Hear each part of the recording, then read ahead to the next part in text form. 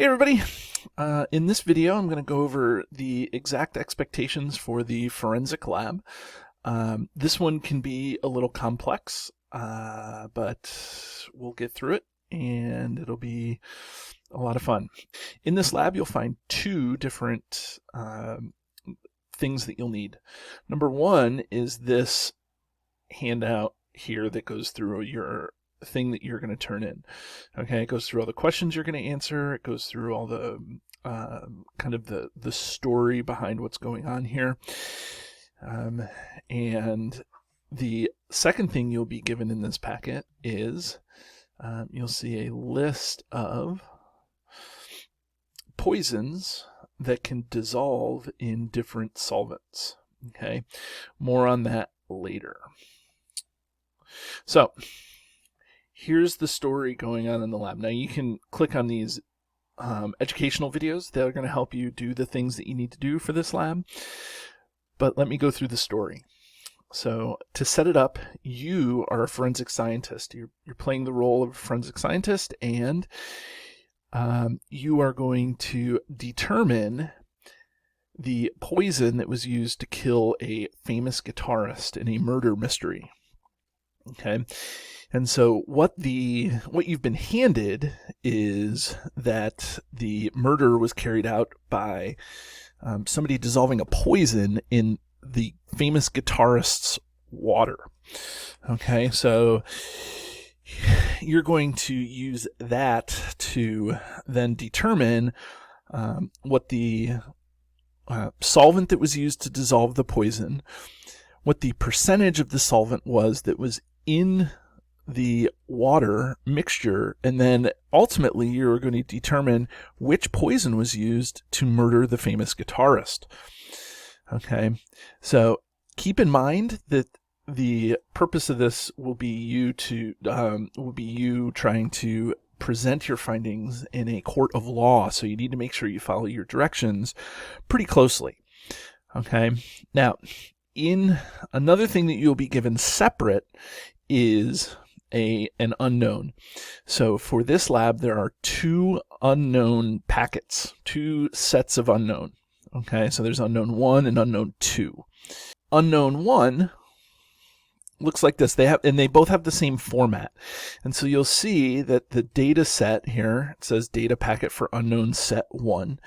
And then they're numbered in terms of the data. This is data 1, this is data 2, it's an IR, and here's data 3, it's a GC with the information about the GC. Here's data set 4, which is another GC, it looks like. Data set 5 is a whole bunch of refractive indexes or indices, and data set 6 is some physical constant data, and then data set 7 is an infrared spectra of some stuff. Okay, so you're going to use all this data to answer the questions in the lab, so that you can make your presentation to the in the court of law. You're going to record which data set you were given.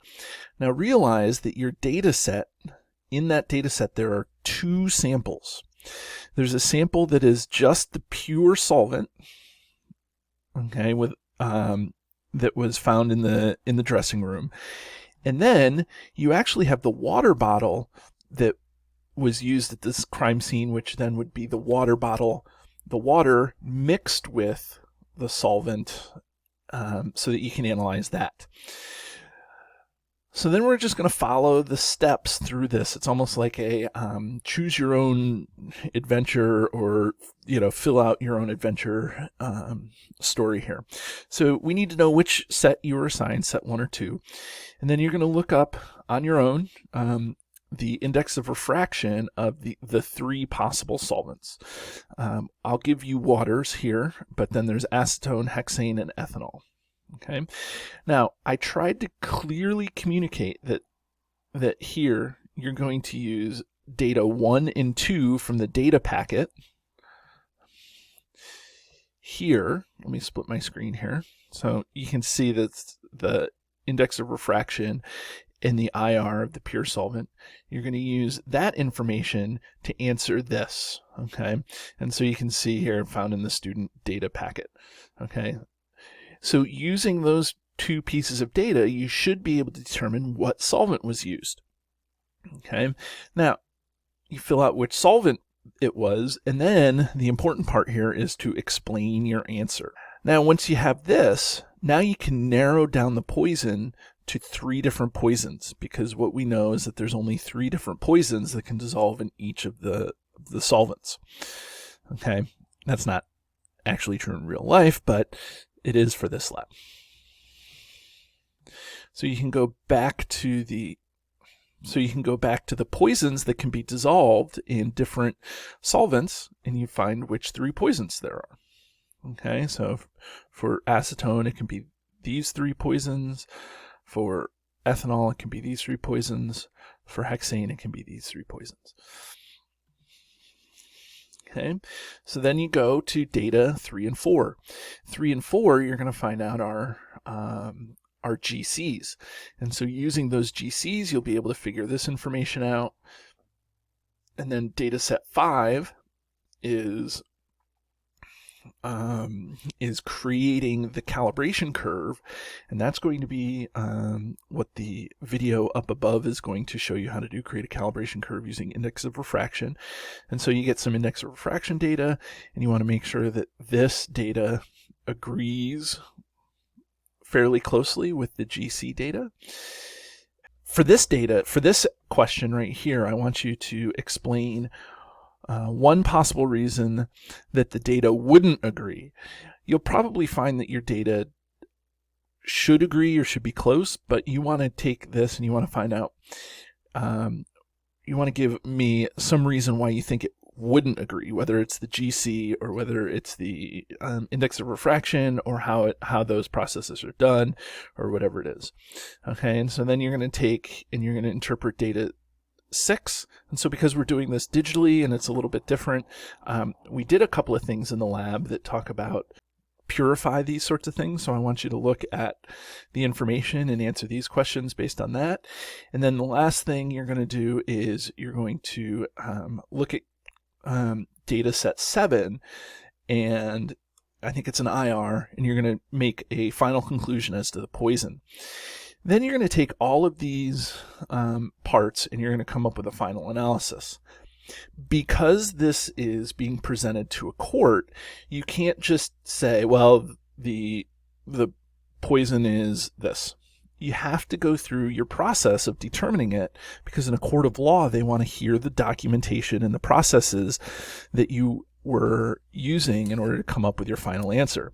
So you need to do this very succinctly and professionally. Get to the point, but do it in a way that describes everything accurately and how you were able to come up with the answer.